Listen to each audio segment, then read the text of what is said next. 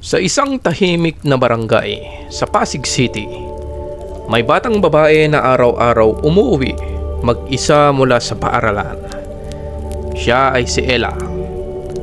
8 taong gulang, maliit, laging may backpack na mas malaki pa sa kanya. Hindi niya alam, bawat hakbang niya pauwi, may isang nilalang na tahimik na nagbabantay sa kanya. Isang askal, puti ang balahibo, putik-putik at may mga konting brown sa tenga at ulo. At mga matang tila laging gutom. Gabi-gabi, sinusundan ng askal si Ella, palihim.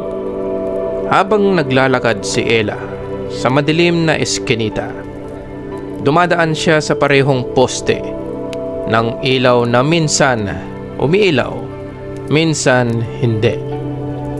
Naririnig niya ang sarili niyang mga yabag at isang pares ng marahang yabag sa likuran. Kapag lumilingon siya, wala. Pero naroon ang askal, tahimik, nakatago sa dilim, parang aninong ayaw magpakita. Isang gabi, habang pauwi si Ella, napansin niyang tahimik ang paligid.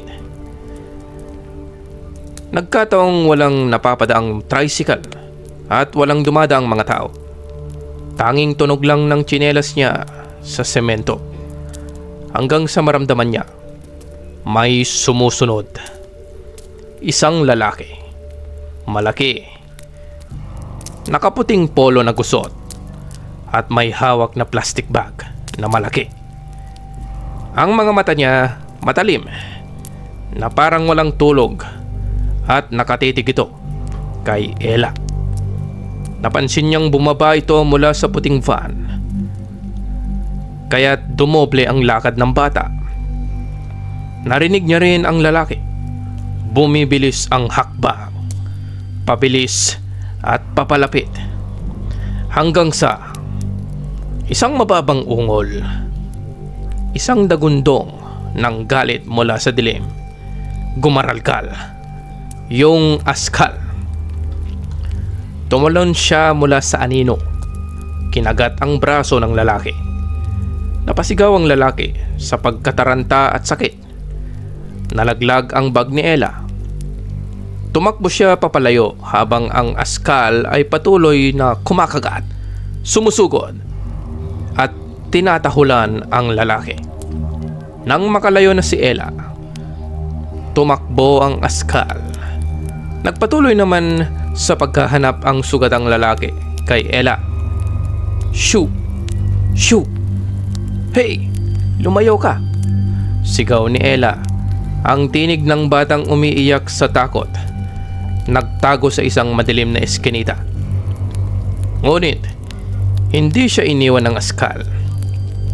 Maamo ang mukha nito habang nagwiwigal ang buntot na nakatingin kay Ella. Nagtago yung bata habang nakabantay ang askal. Hindi natagpuan ng lalaki si Ella at tumakbo pabalik sa puting van na hawak-hawak ang braso na may sugat at kagat. Tahimik, tanging hingal ang naiwan sa gabi. Kinabukasan, normal ang lahat sa paaralan. Walang nakakaalam ng pangyayari. Pero si Ella, habang naglalakad pa uwi, napansin ang kakaiba. May mga patak ng dugo sa daan, paikot-ikot, papunta sa isang makipot na alley. Doon sa likod ng tambak ng basura, yung askal na lagi niyang nakikita, nakahandusay at nanghihina. May malalim na sugat sa tagiliran. Hirap huminga. Nang lumapit si Ella, nakita niya ang collar ng aso na nabahiran ng putik. Noong tinignan niya ito, nanlaki ang mga mata niya. Nakita niya ang nakasulat sa collar ng aso, ang pangalan, Ellie,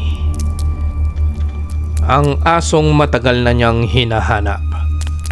Si Ellie ay aso ni Ella noong 5 taong gulang siya. Regalo sa kanya ng yumao niyang ama. Isang araw, pag-uwi nila galing sa burol ng kanyang ama, nawawala ang aso niya at simula noon, hindi na sila nagkita. Lumuhod si Ella, umiiyak at humahagulgol. Nilagay niya ang kanyang maliit na kamay sa ulo ng aso. "Salamat, Ellie." Mahina niyang bulong. Tumahol ito ng mahina, parang sagot. Tumingin sa kanya at doon parang ngumiti. Pagkatapos ay pumikit na lang. Tahimik. Walang tunog kundi ang hangin at ang huni ng mga kuliglig na parang nagluluksa. Kinabukasan, sinabi ng mga kapitbahay na may narinig silang gumagaralgal at tahol ng tahol na hayop kagabi at lalaking sumisigaw. Walang nakakita sa lalaki, pero may mga bakas ng dugo papunta sa creek. Doon malapit sa kinalalagyan ni Ellie ngayon. Walang nagtanong pa. Tahimik ang lahat. Lumipas sa mga araw, ganun pa din si Ella. Naglalakad pa uwi ng mag-isa. Ngunit tuwing gabi, pakiramdam niya hindi pa rin siya nag-iisa. Minsan, may maririnig siyang mahinang yapak sa likuran o kaya tahimik na huni ng aso, kasabay ng simoy ng hangin. Minsan, sa gilid ng mata niya, parang may aninong dumaan. Minsan anino ng lalaki, minsan anino ng aso. Pero hindi siya natatakot. Sa halip, mas napapanatag ang loob niya. Isang gabi, habang umuulan, nagmamadali siyang umuwi. Nadulas siya. Muntik mahulog sa kanal. Pero parang may humawak sa bag niya. Isang hatak. Mahina pero matatag. Paglingon niya, wala. Tanging yapak ng basang paa ng aso sa putik at ang amoy ng basang balahibo. Hindi na siya natatakot. Ngayon, tuwing dumaraan siya sa madilim na eskinita, ngumingiti lang siya at marahan niyang sinasabi, "Salamat, Ellie." At dito na nagtatapos ang kwento natin ngayong gabi. Ito ang Dilaw na Kandila at ako, si Sir Sig.